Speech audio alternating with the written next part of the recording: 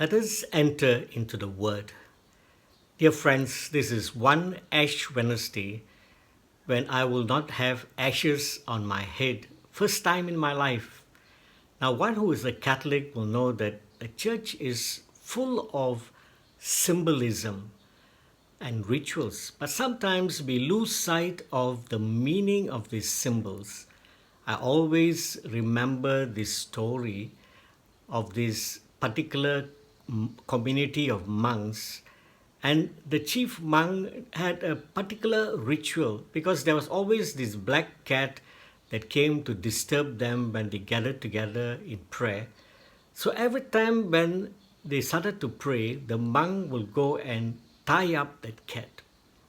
And after many years later, the chief monk died, and later the cat died. And the monks went to find another black cat to tie there because they got so used to this practice of having a black cat there whenever they prayed. Well, the simple point of this story is, brothers and sisters in Christ, we may be having many symbols and rituals, but what is most important is the meaning.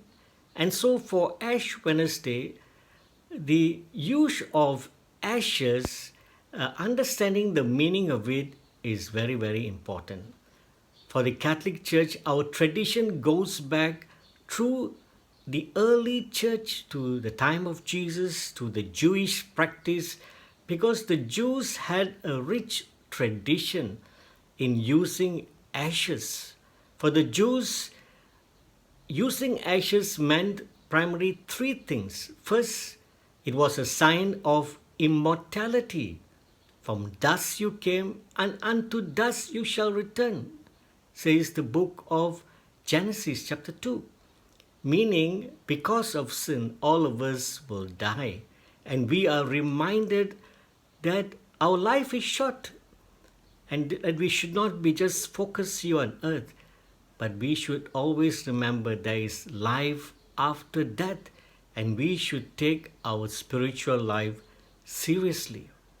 Secondly, the Jewish people would use ashes and put ashes on themselves as a sign of repentance.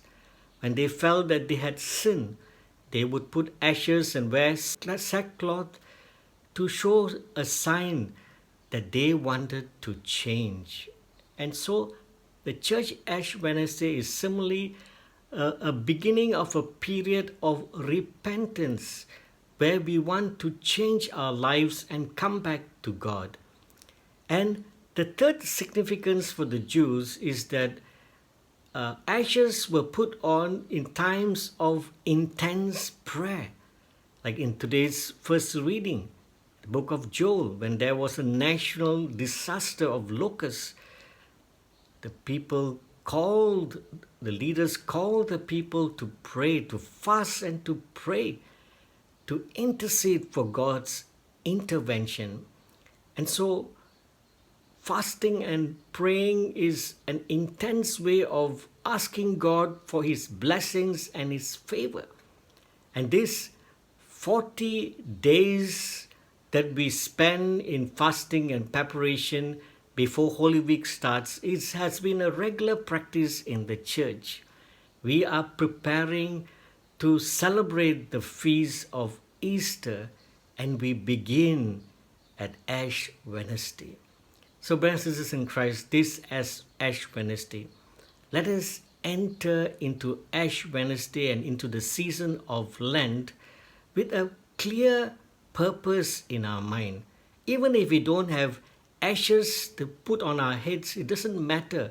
Try to imagine putting ashes on your head. Imagine that you are signing yourself on your forehead with a cross.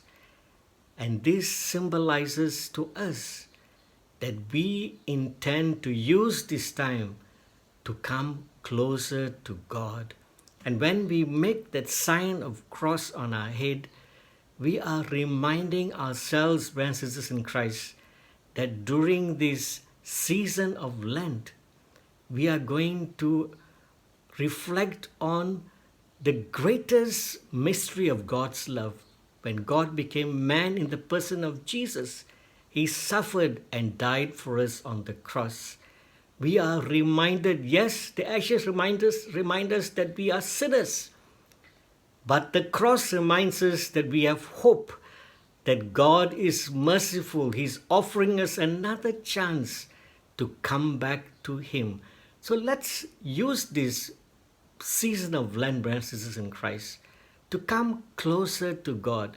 And let's offer some particular intention, maybe for yourself, maybe for your family members, or maybe even praying for the world, because that is what Our Lady of Fatima asked us, to pray for the conversion of sinners. We are living in a time where many have turned away from God.